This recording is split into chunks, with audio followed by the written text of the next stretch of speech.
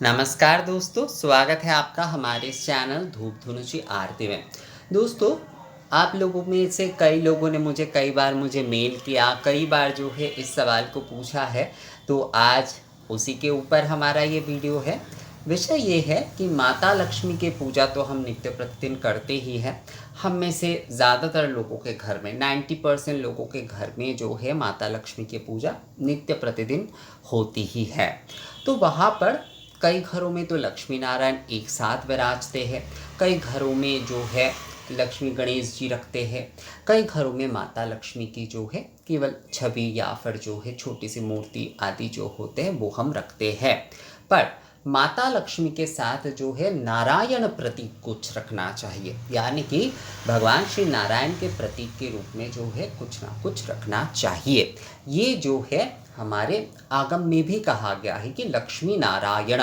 यानी कि हमेशा जो है लक्ष्मी के साथ नारायण के जो है एकत्र अगर हम युगल में जो है अगर हम पूजन करते हैं तो वो सबसे ज़्यादा अच्छा होता है। लक्ष्मी तंत्र भी इस विषय में कहता है कि लक्ष्मी और नारायण में कोई भेद नहीं है, इसलिए लक्ष्मी नारायण की युगल में पूजा जो है हर माता लक्ष्मी के और श्री हरि के उपासक को करना चाहिए। तो बहुत सारे लोग तो जैसे कि देखिए बहुत सारे घरों में शालग्राम शिला आदि है, तो वो माता लक्ष्मी के साथ जो है शालग्राम शिला की पूजा करते, पर बहुत सारे घरों में जो है शालग्राम जी नहीं है, नारायण जी के अलग से चित्र या फिर पूजन जो है वहाँ पर नहीं होता है, पर वहाँ पर माता लक्ष्मी विराजते हैं, माता लक्ष्मी की पूजा नित्य प्रतिदिन होते, तो वहाँ पर नारायण प्रतीक रूप में क्या रखा जाए। तो नारायण प्रतीक रूप में जो सबसे ज़्यादा श्रेष्ठ होता है, अगर शालग्राम शिला आदि नहीं है आपके घर में, या फिर जो है आप नारायण जी के फोटो या आदि कुछ नहीं है आपके घर में अलग से जो है, तो वहाँ पर नारायण प्रतीक रूप में जो है, देखिए दोस्तों यहाँ पर एक चीज़ मैं आपको बोल देता हूँ पहले ही, कि बहुत सारे लोग क्या करते हैं कि जगन्नाथ जी के साथ माता लक्ष्मी को रखते हैं, या फिर जो है बहुत सारे लोग माता लक्ष्मी को बाल गोपाल जी के साथ रखकर जो है कहते हैं कि वो नारायण स्वरूप, वो तो नारायण के ही अवतार आदि है, तो इस प्रकार से पूजन वो करते हैं, पर ये सही तरीका नहीं है।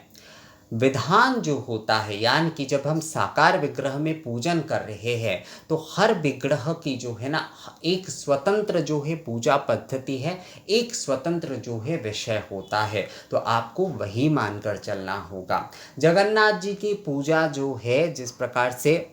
किया जाता है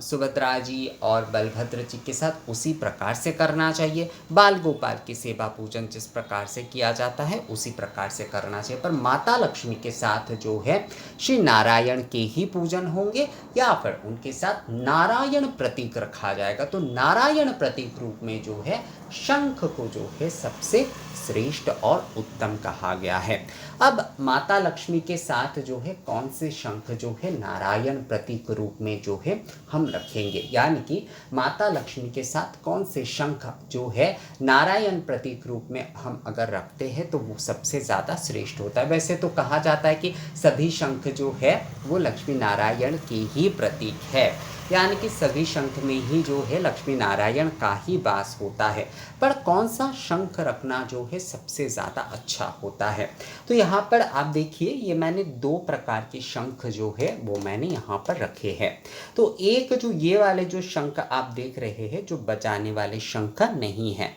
यानी कि जो बजाए नहीं जाते हैं, इसे पानी शंख भी कहा जाता है, जल शंख भी कहा जाता है। तो ये जो शंख होता है ये श्री नारायण के प्रतीक माने जाते हैं, और ये बजाने वाले जो शंख होते हैं इससे आप देखिएगा ओमकार ध्वनि जो है वो उत्पन्न होते हैं बजाने से, और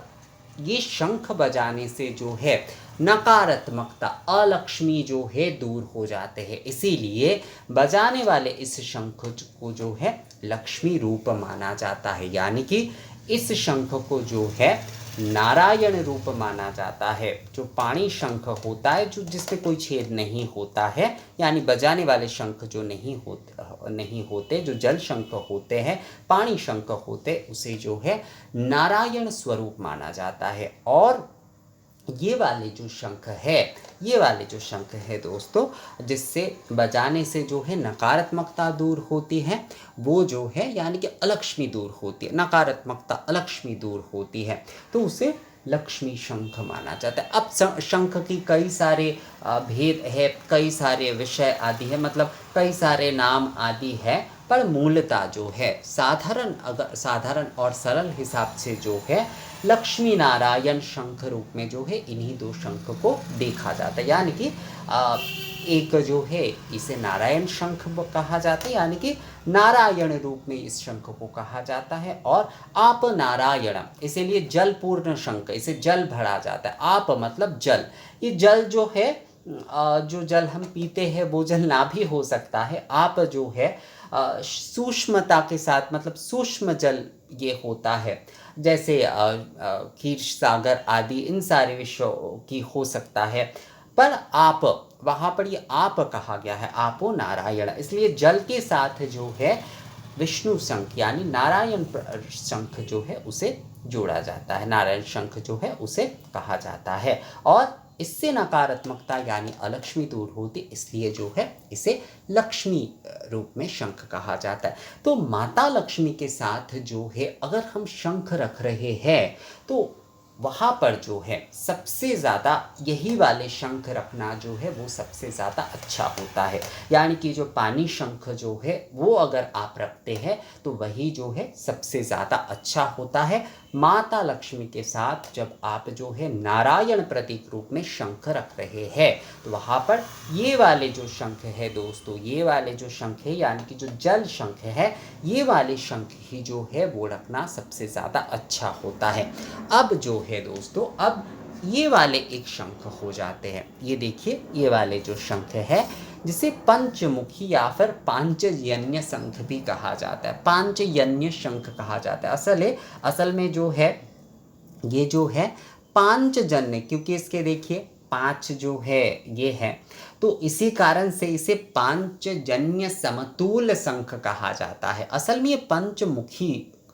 शंख जो है वही शब्द इसके लिए सही होता है, इस शंख के लिए जो है,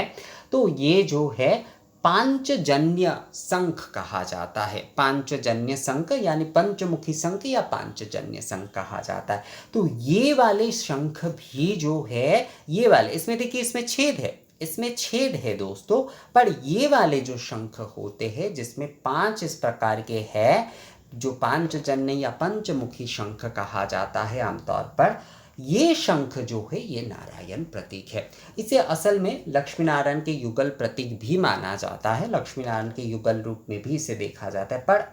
क्योंकि इसके साथ पांचजन्य जो है ये शब्द जुड़ा हुआ है, पंचमुखी श्रीहरि के शंख जो है पांचजन्य शंख है, तो इसी कारण जो है नारायण प्रतीक रूप में आप ये वाले शंख भी जो है माता लक्ष्मी के साथ रख सकते हैं। ये वाले शंख जो है बहुत ही ज़्यादा उत्तम और शुभ माना जाता है। ये पंचजन्य यानी पंचमुखी शंख जो है अगर आप माता लक्ष्मी के साथ रखते हैं तो ये जो है माता लक्ष्मी के दाहिने तरफ आपको रखना है। जैसे कि अगर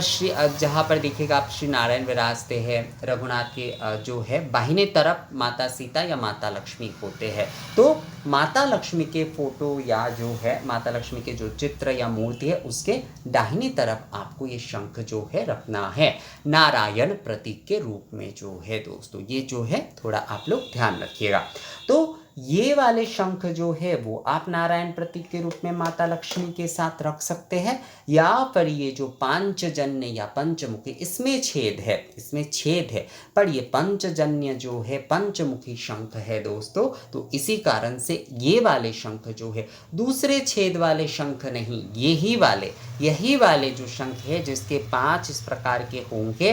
5 इस प्रकार के इसे जो है शंख की जो कला जो है ये जहाँ जिसमें होंगे, यानी कि जो पांचजन्य या पंचमुखी जो शंख होंगे वो आप रख सकते हैं। वो बजाने वाले शंख होते हुए भी ये पांचजन्य शंख है, क्योंकि पंचमुखी पांचजन्य शंख है, तो पांचजन्य यानी कि श्री नारायण के प्रति, तो इसीलिए इसे जो है माता लक्ष्मी के साथ आप नारायण प्रतीक रूप में रख सकते हैं। तो ये 2 वाले शंख या तो आप ये वाले रख सकते हैं या तो आप जो है ये वाले शंख जो है माता लक्ष्मी के साथ जो है आप नारायण प्रतीक रूप में रख सकते हैं। अगर आप जो है अलग से नारायण जी की मूर्ति अलग से नहीं रखना चाहते हैं, क्योंकि क्या होता है बहुत सारे समय सभी के मंदिर में जगह भी नहीं होते हैं उतने, और सभी सोचते हैं कि हम फिर से जो है मूर्ति आदि या फिर फोटो आदि रखेंगे तो वहाँ पर अलग से सेवा आदि का विषय होता है, तो कुछ अगर प्रतीक रूप में हम रख देते तो वही जो है अच्छा होगा। तो जो लोग शंख जो है रखना चाहते हैं नारायण प्रतीक के रूप में, देखिए नारायण प्रतीक के रूप में शंख ही सबसे श्रेष्ठ है। अगर आप मुझसे पूछेंगे तो मैं तो यही कहूँगा कि नारायण प्रतीक के रूप में जो है शंख ही सबसे श्रेष्ठ है। तो माता लक्ष्मी के साथ आप जो है नारायण प्रतीक के रूप में ये वाले शंख या फिर जो है ये वाले शंख जो है वो आप रख सकते हैं दोस्तों। तो इसी प्रकार से आप जो है लक्ष्मी नारायण के युगल में पूजन कर सकते हैं। तो ये वीडियो मुझे लगता है आप लोगों को समझ में आ गया है कि किस प्रकार से माता लक्ष्मी के साथ नारायण प्रतीक रूप में शंख आपको रखना है। अगर ये वीडियो अच्छा लगा है तो मुझे कमेंट्स करके ज़रूर बताइएगा। मिलते हैं आपसे अगले वीडियो में, तब तक के लिए नमस्कार।